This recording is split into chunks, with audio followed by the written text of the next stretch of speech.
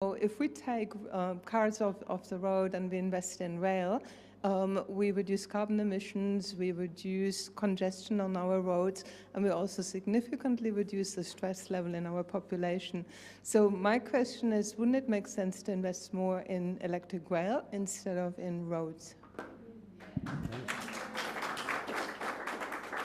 James? Look, my personal view is absolutely yes, but you know, we have infrastructure of a certain character in this city already and around New South Wales. But look, I absolutely agree with you that there is a lot more that can be done to promote rail as opposed to roads.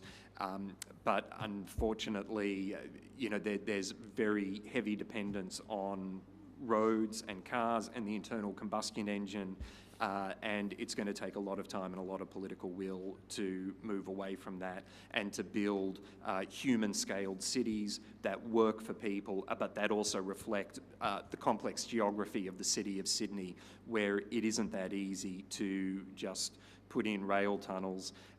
My personal view is that we might have put in a few too many roads and we've missed some opportunities in the past.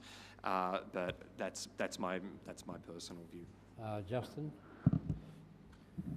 Look, I think we can stop making those mistakes. Let's acknowledge that we've done it in the past and let's stop. Motorways are being pulled down in other parts of the world and replaced with public transport because of the problem that it causes. More congestion, more cars on the road and less money available to invest in public transport.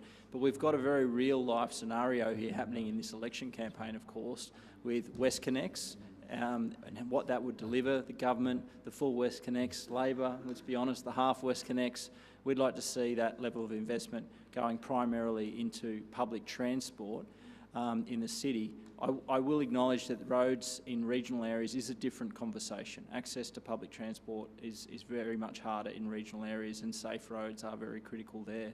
But I just also wanted to, I guess, highlight the politics of this and what happened in Victoria. The public really stood up against that major road development down there, and it was a very significant factor in the Victorian state election. And the community really need to speak with their feet in the next 2 weeks if they want to see public investment going into rail and not roads in New South Wales. Rod? We have a road network and we need to make sure it works efficiently. There was an old wag who once said building bigger roads to reduce congestion is a bit like buying bigger trousers to lose weight. So that's obviously not something we should do, but we need to make our road network work efficiently.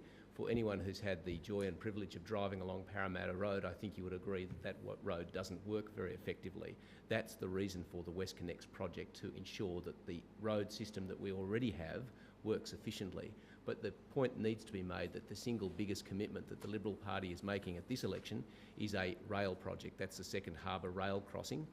That's a $10 billion project, as well as the North-West rail link. So the biggest infrastructure projects that we are committing to do if re-elected are public transport infrastructure commitments.